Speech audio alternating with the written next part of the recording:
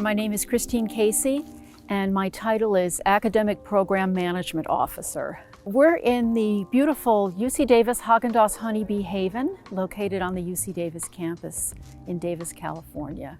I manage the facility, so I'm responsible for all of the horticulture, educational programs, and social media.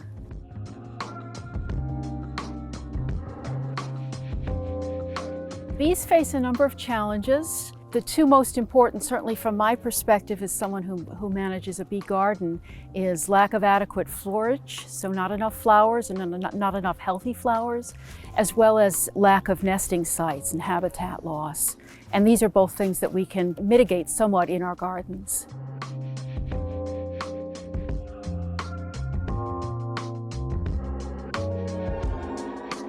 It serves as a source of information and inspiration for our visitors to come here, learn about bees, learn to understand them, learn not to be afraid of them, and that it is really important to plant for bees in gardens. Bees are just fascinating animals, and you know, one of the things I love about what I do is every day you come here and something is different. You see something you've never seen before. You learn a little bit more about bees and their behavior. So it's an endless source of fascination.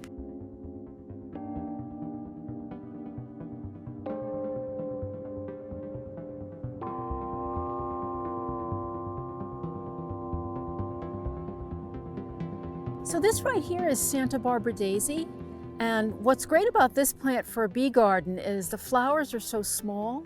Many of the tiny sweat bees are not even 1/8 of an inch in length, and so they need a very small, flat, open flower, and this Santa Barbara daisy is perfect for them.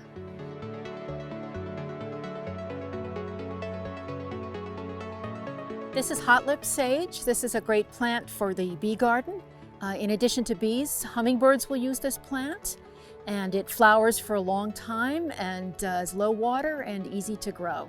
And then right next to it is Cleveland sage. This is one of our California native sages. Has a lovely fragrance and soft foliage and makes a great bee plant in the garden. Like the hot lips, it blooms for a long period of time. I love to plant this one near a pathway or a door so that you can enjoy the fragrance.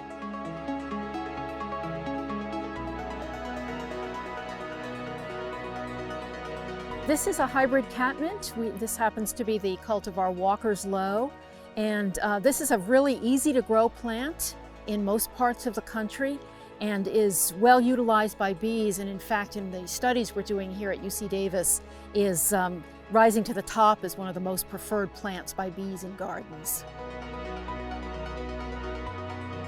Ceanothus are a great group of California native plants for the bee garden. And depending on the selection of species and cultivars, it's possible to have something blooming in the garden from late January through the end of May. Next to me here is the cultivar Skylark. Skylark is the last Ceanothus in the garden to bloom and will typically go through the end of May. And this is a nice cultivar as well because, as you can see, I'm under an almond tree. It will grow in fairly dense shade, unlike most Ceanothus that need full sun. This is our native Cedars Island verbena. A lot of folks don't realize that we have a California native verbena, and this has been a wonderful plant for us here in the garden.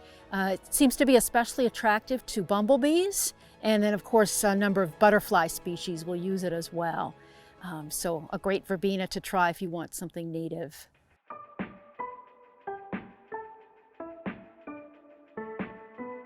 The nice thing about the bee problem is that it's something we can all be a part of the solution to. Even if you don't have a garden, if you've got room on your front steps for a couple of flower pots, throw some sunflower seeds in there, put a couple of herbs out, and you're on your way to a bee garden that will help out.